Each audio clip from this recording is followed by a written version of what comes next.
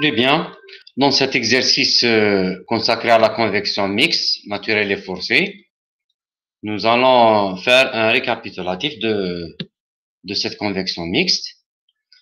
Donc, dans l'exo 4, on veut refroidir un arrangement vertical de cartes électroniques de dimension 150 x 150, de sorte que la température des cartes ne dépasse pas 60 degrés C lorsque la température ambiante est 25 degrés C. On suppose que les surfaces des cartes, elles sont isothermes, c'est-à-dire elles sont à 60 degrés C. Déterminer le taux de dissipation de puissance électrique par unité de longueur permise pour les cas de refroidissement suivants. Nous avons le cas petit a, convection libre, seule. Voilà. Le cas B, nous avons un écoulement d'air autour de la carte, bien sûr, autour de la carte électronique vers le bas, avec une vitesse de 0,6 mètres par seconde. Et on sait, nous avons une vitesse d'air vers le haut, de vitesse 0,3 mètres par seconde. Et dans le dernier cas, petit d, nous avons un écoulement d'air vers le bas et vers le haut, de vitesse 5 mètres par seconde. Très bien. Dans notre stratégie, on va assimiler chaque carte électronique à une plaque plane verticale. C'est le cas, c'est des plaques planes verticales. Donc, la longueur caractéristique qui apparaît dans les nombres de Reynolds et de Grashov est la hauteur de la plaque qui est L, c'est-à-dire la hauteur L égale 150 mm.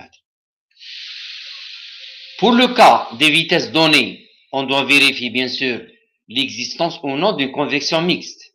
Dans le cas petit a, il n'y a pas de vitesse, donc là on est sûr d'avoir une convection libre seule.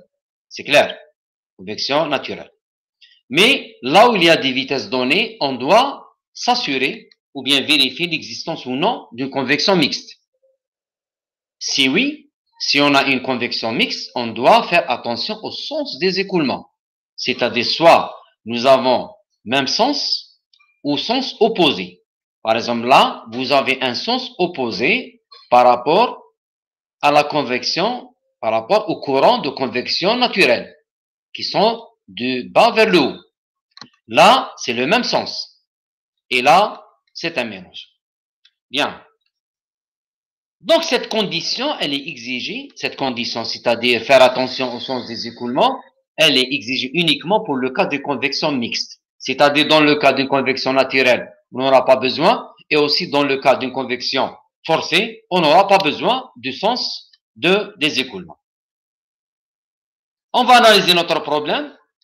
Donc, à la température du film, qui est 42,5, et à l'atmosphère, les propriétés de l'air sont données dans les livres, dans les tables. Très bien.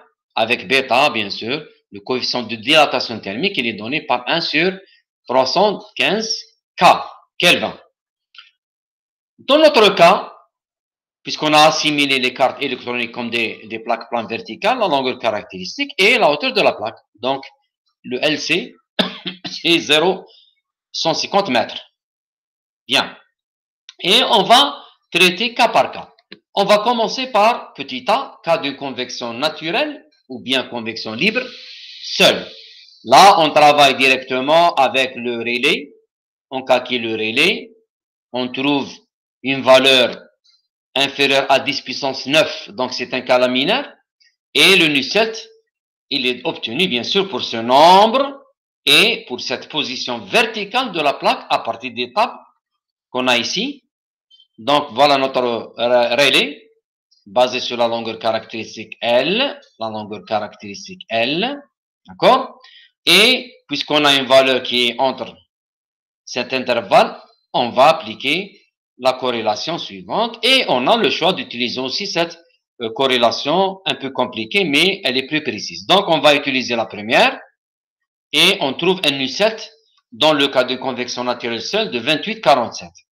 Une fois vous avez le Nusselt, donc on va enchaîner directement avec les étapes suivantes. On tire H et on tire le taux de transfert par convection naturelle sur les cartes.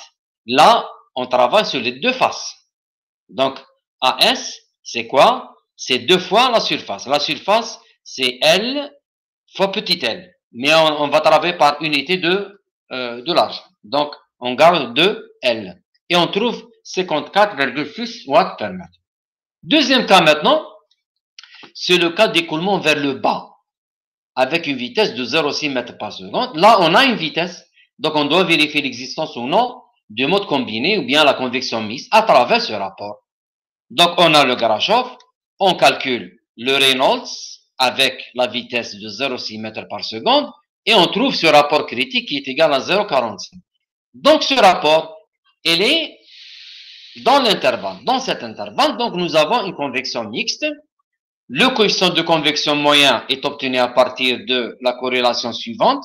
Donc, l'unicert combiné, c'est l'unicert de la partie forcée, plus ou moins l'unicert de la partie naturelle. Là, puisqu'on a le sens opposé par rapport au sens, le sens de la partie forcée, elle est opposée au sens de la convection naturelle, là, on va utiliser le signe moins ici. Et bien sûr, on utilise en général n égale 3, c'est la plus proche de la réalité. Donc, nous allons bien sûr calculer l'unicert pour chaque mode, séparément. Pour le mode naturel et pour le mode forcé. Pour le mode naturel, on l'a trouvé dans la question petit a. Donc, il est égal à 28,47. Donc, pour la convection maintenant forcée seule, nous avons un cas de convection forcée externe sur une plaque. On va calculer le nombre de Reynolds. Il est là. D'accord? Donc, voilà notre Reynolds. Donc, c'est un écoulement complètement laminaire. Donc, l'unicert est donné par l'expression de la convection forcée externe qui est 0,664 Reynolds 1,5 prendre 1 tiers. On remplace et on trouve l'unicert de 42,5 pour le cas forcé. Donc, pour les deux cas, l'unicert, bien sûr, on le tire, n'oublions pas le signe moins, puisque c'est des écoulements opposés, et on tire l'unicert égal 37,72. On tire le H, et aussi, on calcule la convection, le taux de chaleur par convection naturelle, qui est égal à 72,3 watts par mètre. Bien. Le cas C maintenant, c'est le cas d'écoulement vers le haut avec une vitesse de 0,3 mètres par seconde. Donc, nous avons aussi une vitesse. On doit aussi vérifier l'existence du mode combiné à travers ce rapport. Nous avons le Grashof qui a été déjà calculé. Le nouveau Reynolds avec cette vitesse, il est égal à 2586 et on obtient le rapport critique égal à 1,8. On remarque qu'il est toujours compris dans cet intervalle. Donc, on a toujours une convection mixte. Donc, le coefficient de convection moyen, on peut l'obtenir, bien sûr, à partir du unicert qui est donné par cette équation. Mais là, puisqu'on a le même sens de l'écoulement forcé avec les courants de la convection naturelle, là, on est obligé d'utiliser le signe plus. Donc là, on va utiliser le signe plus. Nous allons calculer l'unicert maintenant pour chaque mode, séparément. Le cas de la convection naturelle, on l'a déjà calculé dans la question petit a. Maintenant, pour la convection forcée, nous avons un cas de convection forcée externe sur une plaque. Donc, on calcule le Reynolds. Voilà. C'est un cas laminaire, complètement laminaire. Donc, l'unicert est donné par la même équation précédente, qui concerne, bien sûr, l'écoulement laminaire autour de l'écoulement externe laminaire autour d'une plaque. Donc, on trouve l'unicert forcé 30 et on calcule l'unicert pour ce cas avec le plus. On tire l'unicert, on tire le H et n'oublions pas de calculer, bien sûr, la chaleur qui est donnée par 70,7 watts par mètre. Dernier cas maintenant, c'est l'écoulement d'air vers le bas ou vers le haut, ça dépend. Avec une vitesse maintenant importante de 5 mètres par seconde. Nous allons toujours vérifier l'existence des deux. Nous avons ce rapport. Nous calculons le nombre de Reynolds, le nouveau nombre de Reynolds avec la nouvelle vitesse. On trouve 43 103. Et on trouve, bien sûr, c'est un grand nombre de Reynolds. On trouve un rapport qui est égal à 0,07. Donc, il est inférieur, il est même très inférieur à 0,1. Donc là, on est dans une convection forcée pure. Et quel que soit le sens de la vitesse, puisqu'on a une convection forcée pure, on ne tient pas compte de sens de vitesse. Soit vers le haut, soit vers le bas, c'est pas un problème. Donc, l'unicelt, il est toujours donné par la corrélation qu'on connaît. C'est la corrélation qui vous donne la convection forcée externe autour d'une plaque plane. Très bien. Et on trouve un H égale à 22,4 et une chaleur, bien sûr, de 235 watts par mètre. Là, on peut tirer deux conclusions. Premièrement, la chaleur dégagée, elle est fonction de la vitesse. Si la vitesse, elle est très importante, donc la chaleur qui est dégagée par convection, elle est très importante.